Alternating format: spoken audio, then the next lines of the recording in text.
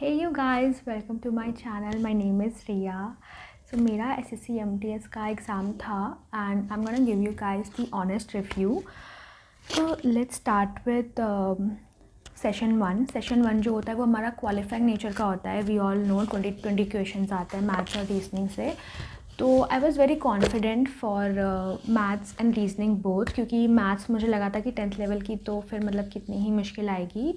And reasoning मेरी अच्छी है, जैसे कि अभी CTSL का एग्ज़ाम हुआ था नवंबर अभी वाला ही, तो उसके आंसर की मैंने चेक करी थी. तो मेरे सारे क्वेश्चंस रीजनिंग के सही थे. लाइक मुझे 50 on 50 मिले थे रीजनिंग में. तो मेरा रीजनिंग कह सकते हैं कि हाँ अच्छा है. और अगर मैंने हायर सेकेंडरी लेवल यानी कि 12th लेवल का अगर मैं 50 on 50 ला सकती हूँ तो मुझे कॉन्फिडेंस था कि मैं 10th लेवल का कर लूँगी.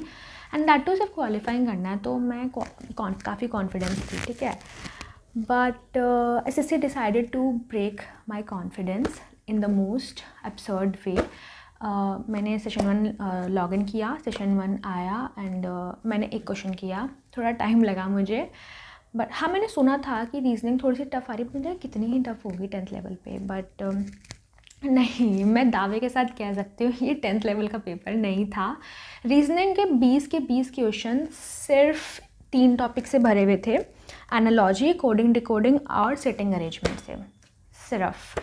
मतलब मुझे ऐसा लग रहा था कि यार कहीं क्वेश्चंस रिपीट तो नहीं हो रहे हैं भाई, और आसान नहीं थे वो. मतलब setting arrangement was okay, but coding decoding और तुम्हारी एनालॉजी में थोड़ा लाइक कन्फ्यूजन हो रहा था. जैसे कि अभी फेज़ 13 का CHSL का एग्ज़ाम हुआ तो कैसे थ्योरेटिकल टाइप रीजनिंग आ रही थी ना. हमें स्टेटमेंट देते थे, हमें काइंड ऑफ सिचुएशन बना के देते थे. जिन्होंने एग्ज़ाम दिया उन्हें पता होगा. तो वैसा कुछ भी नहीं आ रहा है, प्रॉपर कैलकुलेटिव रीजनिंग आ रही है. और then I switch to maths was okay, maths was ठीक. मुझे ऐसा लगा था कि मुझे मैथ्स में ज़्यादा टाइम लगेगा, मुझे रीजनिंग में कम टाइम लगेगा, बट मेरे साथ उल्टा हुआ. मैथ्स पे स्विच हुई और मैथ्स में मेरे क्वेश्चंस बन रहे थे ज़्यादा से ज़्यादा नंबर सिस्टम से क्वेश्चन आए थे. Maths was okay, number system से क्वेश्चन आ रहे हैं मैथ्स में. अटेम्प्ट क्या, जो आपका सेशन स्ट्रॉन्ग है रीजनिंग या फिर मैथ्स वहीं से स्टार्ट करना. और टाइम मैनेजमेंट बहुत ज़रूरी है सेशन 1 में. इतना हल्के में नहीं लेना. मैंने भी हल्के में लिया था, बट मुझे पता चल गया कि नहीं, हल्के में नहीं लेना. एंड टाइम मैनेजमेंट बहुत ज़रूरी है सेशन 1 में, वरना तुम्हें हवा भी नहीं लगने की कि तुम्हारा सेशन 1 कब ख़त्म होगा, 45 मिनट कब ख़त्म होगा. वो अपने आप सबमिट हो जाता है. ठीक है. और वैसे जो वो केस होता है हमारा टाई ब्रेकर वाला, तो उसके लिए आप सारे अटेम्प्ट कर देना. ठीक है, हमें मतलब ज़्यादा नंबर तो उसके लिए ही चाहिए टाई ब्रेकर वाले केस के लिए. तो इंग्लिश जो है वो बहुत ही मतलब रीजनेबल आ रही है, ऐसा कुछ इंग्लिश में शिकायत नहीं है मुझे. वही एक्टिव पैसिव जो सुनने में मिल रहा था, एक्टिव पैसिव का भी हॉट टॉपिक है, बस वही है. और ऐसी भी बहुत सारी शिफ्ट्स आई हैं जिनमें एक्टिव पैसिव का एक भी क्वेश्चन नहीं बना है. बट ठीक है, मेरी शिफ्ट में थे एक्टिव पैसिव, तो मैं कहूँगी.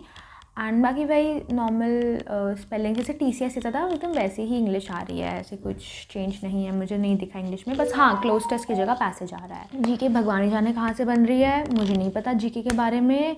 जो static GK basic folk dance festival हम पढ़ते हैं, पता नहीं वो कहाँ से बन रहा है. वो वहाँ से नहीं बन रहा है जहाँ से हम लोग पढ़ते हैं. मैं पिछले 1 साल से SSC की तैयारी कर रही हूँ एंड मैंने आज तक वो कभी नहीं सुने हैं.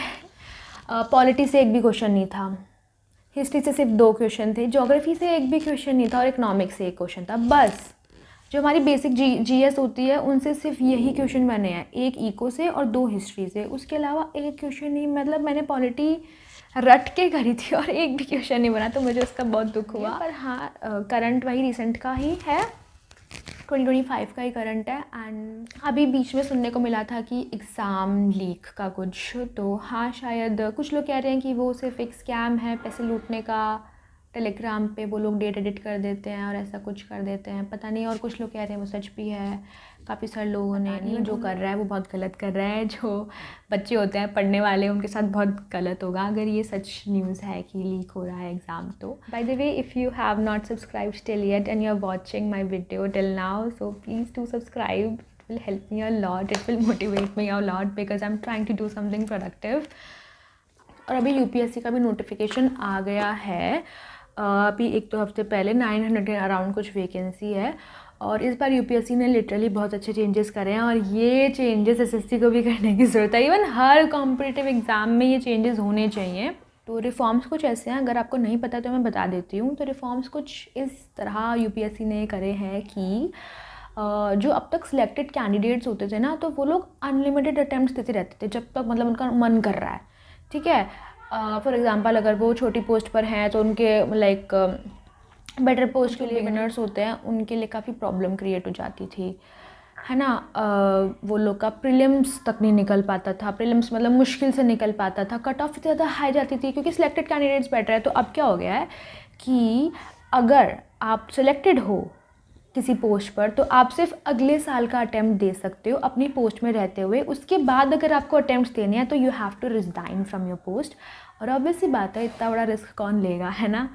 तो हाँ, इससे काफ़ी मदद होगी और लाइक काफ़ी ज़्यादा इम्प्रूवमेंट आएगा हमारी कट ऑफ्स में, और बिगिनर्स के लिए ये बहुत अच्छी खबर है, मैं बता रही हूँ। और एसएससी में भी यही होता है, जो लोग मतलब सिलेक्टेड होते हैं वो लोग भी बार बार पेपर देते रहते हैं for better post, for their home town में बी, और फॉर एनी रीज़न वो लोग देते रहते हैं एग्ज़ाम। और so yep, that's it for this video. Thank you so much you guys for watching. If you have watched till yet, please subscribe to my channel. Bye.